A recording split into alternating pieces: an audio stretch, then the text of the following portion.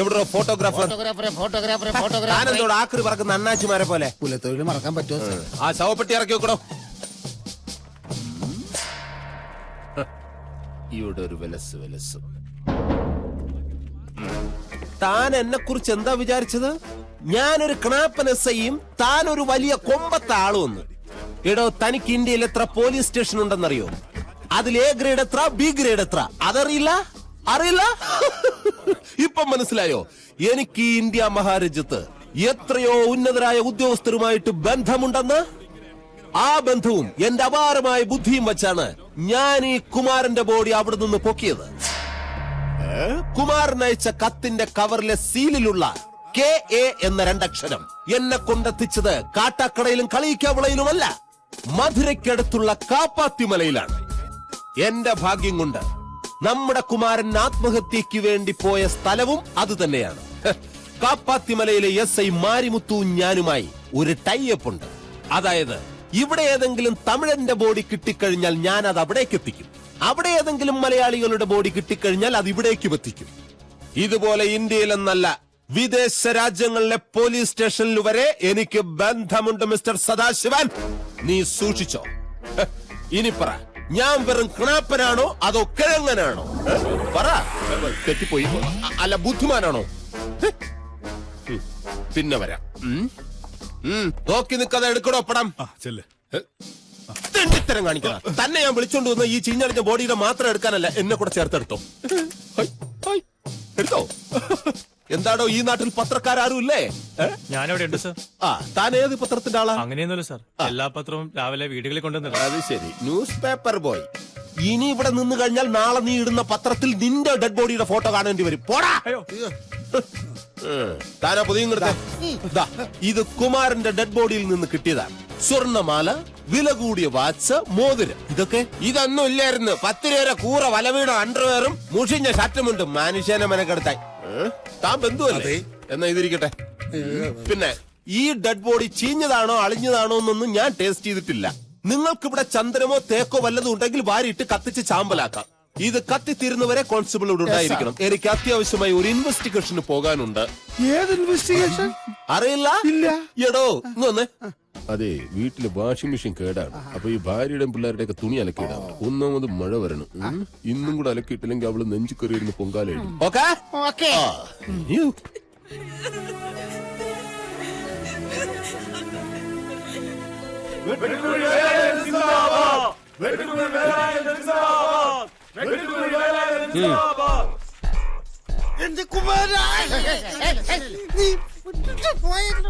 തനിക്കറിയില്ലടോ ഞങ്ങളുടെ രീതികൾ എന്തൊക്കെയാണെന്ന്? അറിയാവേ. പിന്നെന്താ താൻ ബോഡി വന്ന കാര്യം വിളിച്ചറിയിക്കായിരുന്നേ? തന്നെ കാസർഗോഡേക്ക് സ്ഥലം മാറ്റും. അല്ല, സസ്പെൻഷൻ.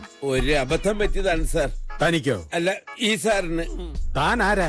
എനിക്കറിയില്ല സാർ. ഞാൻ ഇന്ന് വരെ എന്നെ കണ്ടിട്ടില്ല. ഞാനൊരു അന്ധകനാണ്. അന്ധകനല്ല, അന്ധനാണെന്ന്. അതെ.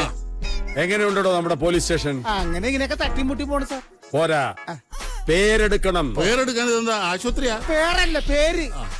നല്ല പേരായാലും ശരി, കെട്ട പേരായാലും ശരി, ഇങ്ങനൊരു പോലീസ് സ്റ്റേഷൻ ഉണ്ടെന്ന് രാജ്യമാകെ അറിയണം. അതെന്റെയും കൂടി അഭിമാന പ്രശ്നം. അതിന് വല്ല ലോക്കപ്പ് മരണോ ഉരുട്ടിക്കൊലയോ മറ്റോ വേണമെങ്കിലാവാം. അത് ഞാൻ SI സാറിനോട് പറയാം. ഞാനും ശ്രമിക്കാം. ഇതൊക്കെ തിരക്കാനാണോ ഇയാളിപ്പോ ഇങ്ങോട്ട് വന്നത്? പ്രസിഡന്റ് സാറേ, ഇതിങ്ങനെ വെച്ചോണ്ടിരിക്കാൻ പറ്റുമോ? നാറും. ഇനി നാറാനൊന്നും ഇല്ല, എപ്പോഴേ നാറി. അപ്പൊ നമുക്കിനി കാര്യപരിപാടിയിലേക്ക് നീങ്ങാം. എത്രയും പെട്ടെന്ന് ഈ ചടങ്ങിന്റെ ഔപചാരികമായ ഉദ്ഘാടനം ഞാനങ്ങ് നടത്തിയേക്കാം.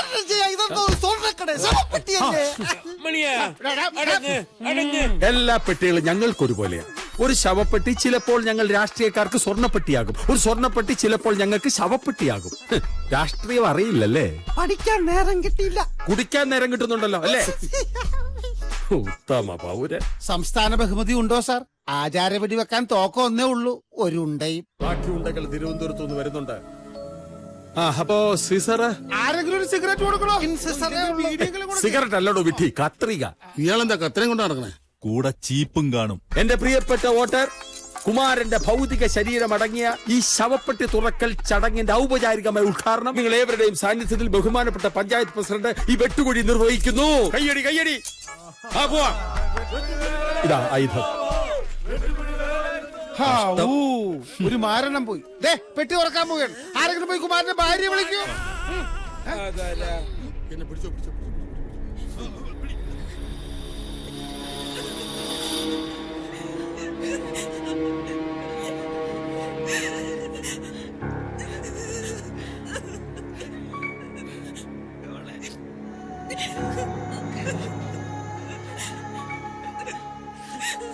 എന്തു പറഞ്ഞ് സമാധാനിപ്പിക്കണം എന്നെനിക്ക് അറിഞ്ഞൂടാ. ഈ നേരത്ത് സൗമിനി തളരരുത്. ആരെങ്കിലും ഒന്ന് സഹായിച്ച് അവരെ ഒന്ന് പുറത്തേക്ക് കൊണ്ടുവരും. കുമാരനെ ഒരു നോക്ക് കണ്ടോട്ടെ.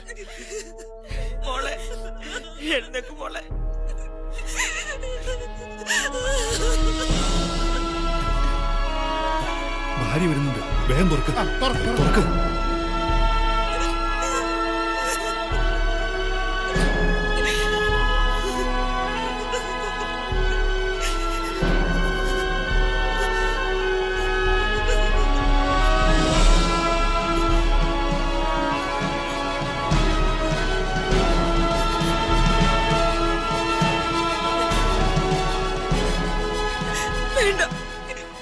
എനിക്ക് കാണണ്ട, എന്റെ കുമാരേട്ടനെ ഈ രൂപത്തിൽ എനിക്ക് കാണണ്ട.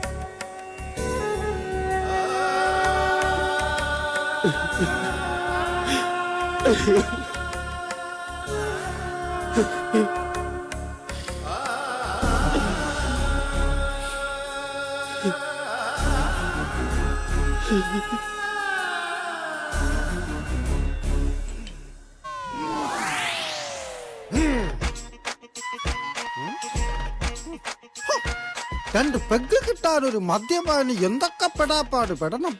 ചിലപ്പോ തോന്നും എന്തിനിങ്ങനെ ജീവിക്കണമെന്ന്. രണ്ട് പെഗ് തീരാത്ത പ്രശ്നങ്ങള് മൂന്നാമത്തെ പെഗ് തീരൂന്നാ എന്റെ അച്ഛൻ പറഞ്ഞിട്ടുള്ളത്. അല്ലെങ്കിൽ പിന്നെ വാറ്റുകാരി ബാറ്ററി ജാനു അത്ര മോശക്കാരിയാവണം. ഏത് ഉരുകാത്ത കരളും അവള് ഉരുക്കും. എടാ കോപ്പേ, നിനക്കാരോടാ കൂടുതൽ കൂറ്? സൗമിനിയുടെ അമ്മാവനായ എന്നോടാണോ അതോ ചത്തുപോയ കുമാരന്റെ ചേട്ടൻ ഈ മൂർഖനോടോ? മണിക്കുട്ട, ഒരു മിനിറ്റ് ആശാനെ. ഓ, നീ എന്റെ ആരാ? നീ എനിക്ക് എന്റെ സ്വന്തം മരിച്ചുപോയ അനിയനെ പോലാ. നീ എന്നെ ഒന്ന് ചേട്ടാന്ന് വിളിക്കടാ. ഈ രാഘവേട്ടൻ ഒന്ന് കേൾക്കട്ടടാ. അത് വേണോ? ഞാൻ ചേട്ടന്റെ അനിയനായ ചേട്ടന്റെ അനിയനെ പോലെ ഞാനും ആത്മഹത്യ ചെയ്യേണ്ടി വരില്ലേ? പിന്നെ ഞാൻ എങ്ങനെ ഇതൊക്കെ കുടിച്ചു തീർക്കും? രക്തത്തെ തിരിച്ചറിഞ്ഞില്ലേ? എന്നാ ചെന്ന് സമാധാനിപ്പിക്ക്. ചെല്ല്. അമ്മാവാ, ഞാൻ വല്ലാതെ തെറ്റിദ്ധരിച്ചു. മോങ്ങുന്ന എന്തിനാ?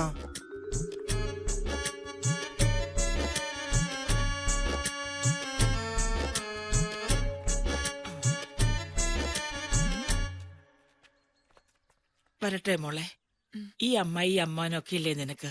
സമാധാനായിട്ടിരിക്കണം കേട്ടോ.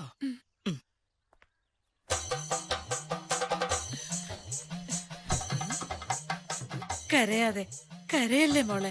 ആരൊക്കെ ഉണ്ടെങ്കിലും ഇല്ലെങ്കിലും ഈ ഏട്ടത്തി ഉണ്ട് മോളെ നിനക്ക്. നിനക്ക് എന്ത് പ്രശ്നം ഉണ്ടെങ്കിലും ഒരൊറ്റ വിളി മതി, ഞങ്ങൾ ഓടിയെത്തും.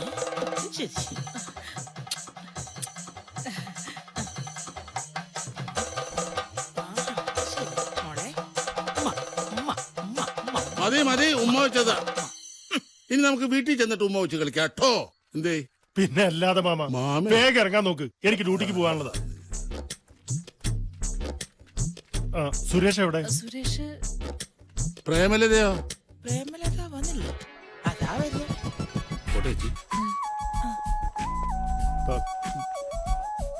വാ, വന്ന് വണ്ടി കയറി.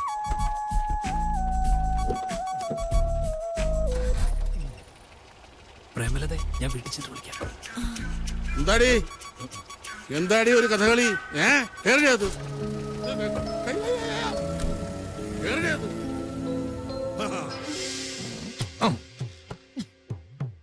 മാമ്പൂ കണ്ടും ചായക്കടല തിരക്ക് കണ്ടും മതിമറക്കരുന്ന് കാരണന്മാര് പറഞ്ഞ എത്ര ശരിയാ.